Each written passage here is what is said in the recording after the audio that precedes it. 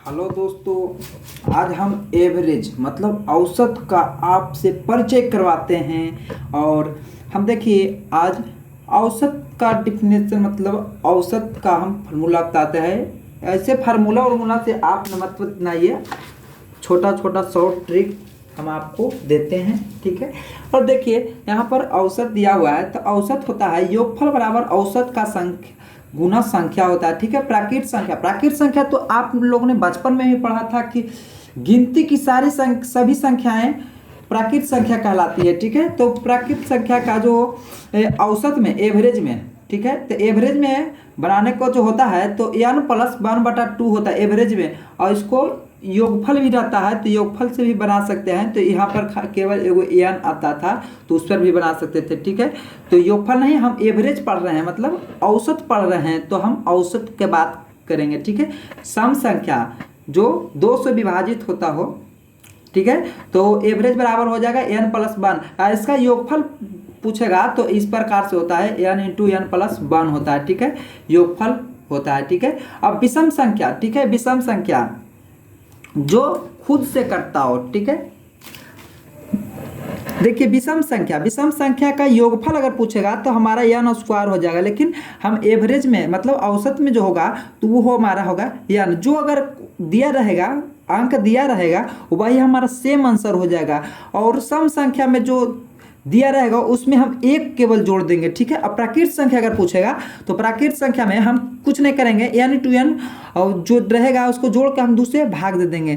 फिर देखिए पूर्ण संख्या तो आप लोग पढ़े होंगे, इसका इंग्लिश होता है होल नंबर, ठीक है, होल नंबर। तो होल नंबर मतलब क्या होता है कि जीरो, मतलब जीरो तो आप लोग सुने ही होंगे, जीरो और फिर जीरो और प्लस प्राकृत संख्या जो जीरो से स्टार्ट हो, 0 1 2 3 4 5 6 7 8 9, ये पूर्ण संख्या है। और प्राकृत संख्या क्या है, तो प्राकृत संख्या जीरो नहीं है, मतलब जीरो छोड़ के बाकी 1 2 3 4 5 6 7 8 9 10 11 12 जो है गिनती की संख्या जो है वो प्राकृत संख्या है। लेकिन पूर्ण संख्या में केवल एगो जीरो आ जाता है, ठीक है। फिर देखिए प्राकृत संख्या का वर्गों का योग जो होता है ये होता है n into n plus 1/2n plus 1/6 होता है, ठीक है।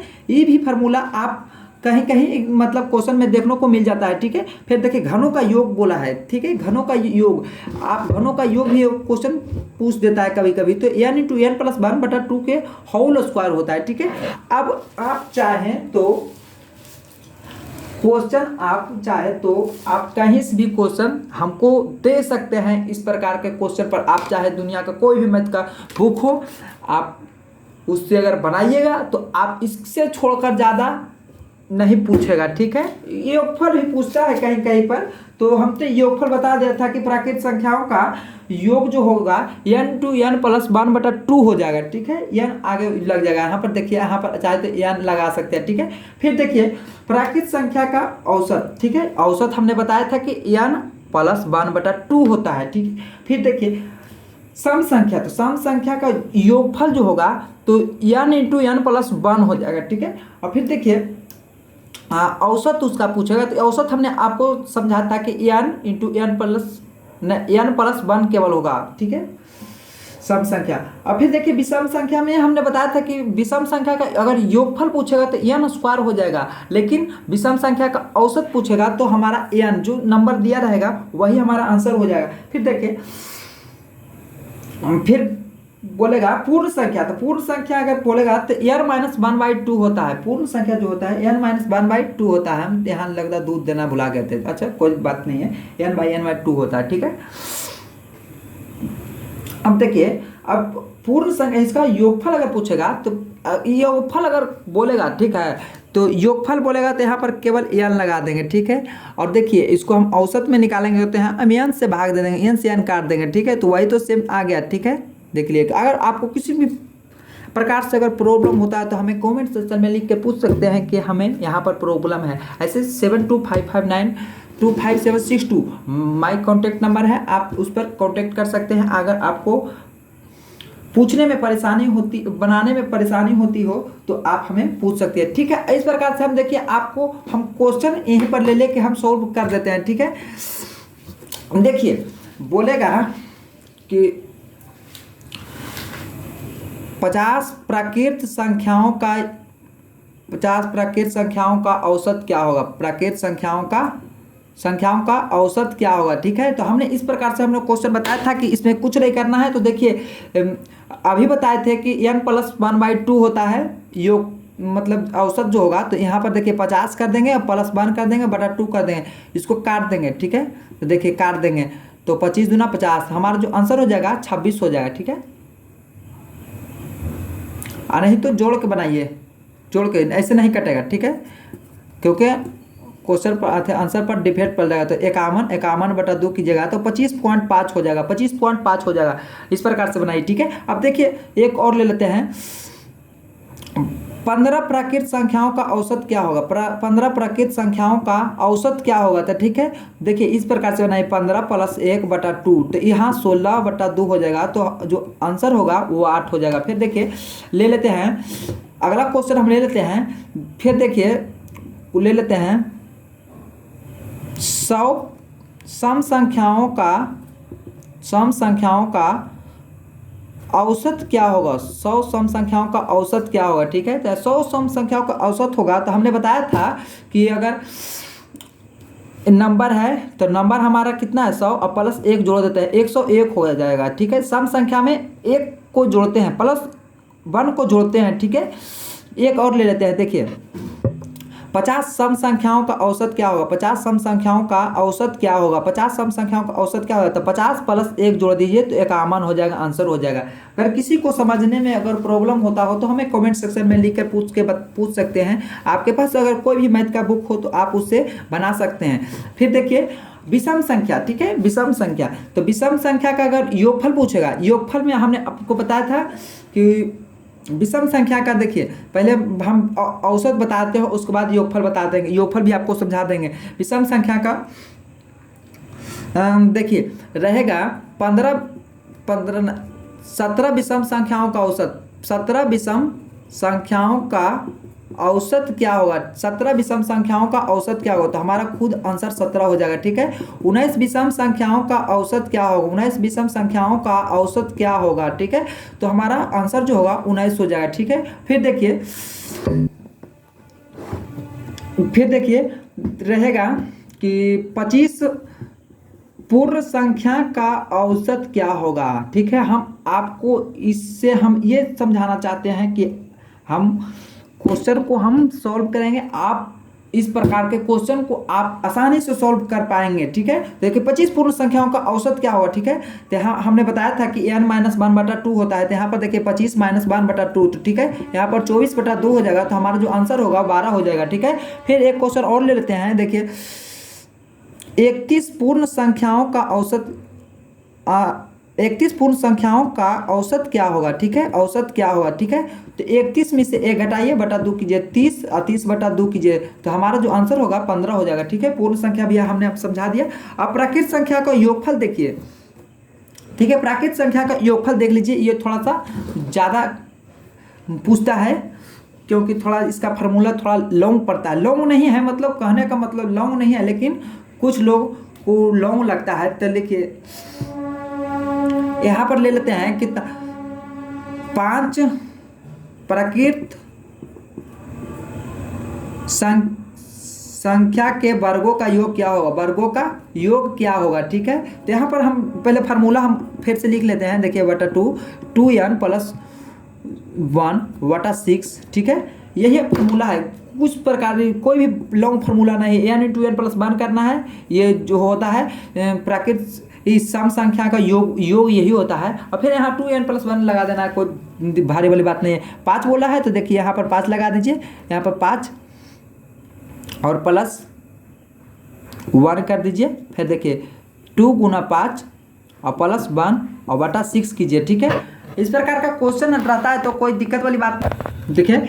और इस प्रकार के क्वेश्चन में हम देखिए इस प्रकार से हम करते हैं, इसको देखिए 5 और इसको जोड़ दीजिए 6। इस प्रकार से नहीं कर दीजिएगा कि देखिए 5 6 हो गया, 6 × 5 = 30, ऐसे इस प्रकार से नहीं कीजिएगा, 5 × 5 = 25 हो जाएगा, 5 × 5 ऐसे नहीं कीजिएगा। ठीक है, इसे कीजिए, इसको पहले जोड़िए और उसके बाद फिर गुणा का चिन्ह दे दीजिए। ठीक है, फिर देखिए इस प्रकार के, फिर देखिए इसको क्या करना है, फिर इंटू इसको बंद कर दीजिए। फिर देखिए 2 ठीक है, 2n है, 5 दूना 10 1 11, ठीक है, 11 हो गया और बटा में 6 कर दीजिए, ठीक है।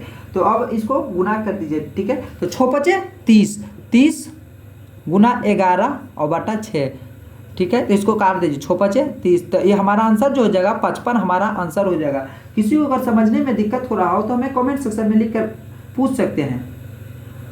एक क्वेश्चन हम और ले लेते हैं इस पर, जिससे आपको समझ में अच्छी से आ जाए, ठीक है। देखिए एक क्वेश्चन हम और ले लेते हैं, यहाँ पर ले लेते हैं। देखिए कि बोलिए आप लोग को अगर क्वेश्चन अगर आपको आता है तो आप बोल सकते हैं, ठीक है। तो यहाँ पर हम ले लेते हैं, ज़्यादा लंबा नहीं क्योंकि पूरा में थोड़ा सा डिफिकल्ट होता है। तो यहाँ पर लिख लेते हैं 7 प्राकृत संख्याओं के वर्गों का योग, ठीक है, वर्गों का योग, ठीक है। यहाँ पर ले लेते हैं 7 है और हमने लिया था तो 7 + 1 करेंगे, फिर देखिए इसको फार्मूला रखिएगा तभी याद होगा, नहीं तो नहीं बनेगा, ठीक है। बटा 6 करेंगे, ठीक है। यहाँ पर देखिए 7 और गुना 8, फिर गुना कर देंगे तो 7 दूनी 14 1 15, ठीक है, बटा 6 करेंगे, ठीक है। यहाँ काट दीजिए, 3 दूना 6 और 4 दूना 3 दूना 6, 4 दूना 8, 3 5 15, यहाँ गुना करिए, 7 5 35, 35 चक कितना होता है, 35 चक 4 5 के 20, 5 के 20, 4 तिया 12 2 14, 140 हमारा आंसर हो जाएगा, ठीक है। 140 जो होगा हमारा आंसर होगा। ये हमको अब उम्मीद है कि इस प्रकार का क्वेश्चन अगर आएगा तो आप जरूर सोल्व कीजिएगा। अगर आप को लगता है कि आप से हमको कोई भी ऐसा क्वेश्चन दीजिए, देखते हैं सोल्व करके होता है या नहीं होता है, ठीक है। हम आपको आशा दिलाते हैं कि आप भी अगर मेहनत कीजिएगा तो आपसे भी मैथ बनने लगेगा। अगर किसी भी व्यक्ति को मैथ हार्ड लगता हो तो आप ज़्यादा से ज़्यादा प्रैक्टिस कीजिए, ट्राई कीजिए और आपसे क्वेश्चन बनेगा, ठीक है। और देखिए एक और था, घनों का योग था, ठीक है, घनों का योग एगो क्वेश्चन था। ये भी कितना लोग का थोड़ा डिफिकल्ट लगता है बनाने में, लेकिन डिफिकल्ट है नहीं, ठीक है। हम इसको देखिए अभी हम बता देते हैं। ये हमारा फार्मूला है, देखिए यहाँ पर ले लेता है 3 घनों का योग, ठीक है, घनों का योग क्वेश्चन हमारा ये है। देखिए 3 घनों का योग, तो यहाँ पर देखिए 3 रखेंगे n के जगह पर, फिर देखिए 3 यहाँ पर भी रखेंगे। हम छोटा इसलिए ले रहे हैं कि हम छोटा से पहले सिखाना चाहते हैं, उसके बाद लंबा जाएंगे, ठीक है। उसके बाद देखिए 2 कीजिए, उसके बाद होल क्यूब कीजिए, ठीक है। इस प्रकार के क्वेश्चन में हम इसी प्रकार से हम करते हैं। अब देखिए इसको आप गुना कीजिए, ठीक है। तो 3 गुना करके थोड़ा सा माफ कीजिएगा। यहाँ देखिए ये घनों का योग है, लेकिन हम यहाँ पर हम औसत पढ़ रहे थे तो हम औसत पढ़ेंगे, ठीक है। तो यहाँ पर n है तो इसको हम n से हम काट देंगे तो n कट जाएगा, ठीक है। तो इसका जो फार्मूला हो जाएगा, देखिए फार्मूला जो होगा n + 1/2 के होल स्क्वायर हो जाएगा, ठीक है। तो हमारा क्वेश्चन कितना था, 3 था ना। तो देखिए 3 + 1 और बटा 2 के होल स्क्वायर हो जाएगा।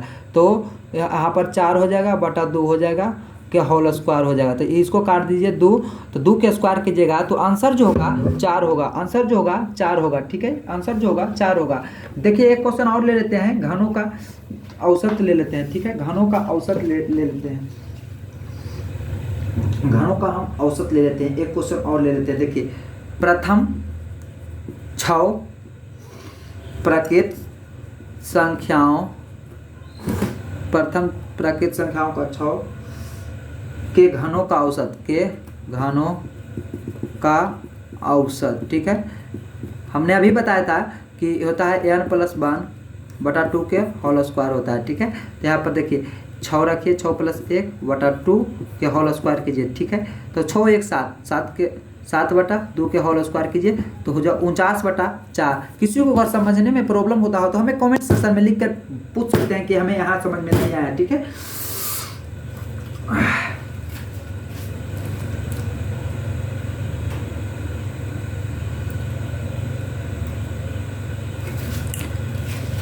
थैंक यू, आज के लिए सिर्फ इतना ही।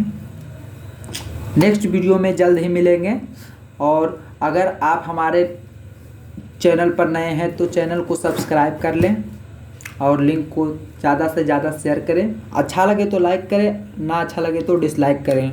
इसके लिए कोई जवाब देने वाली बात नहीं है। Thank you.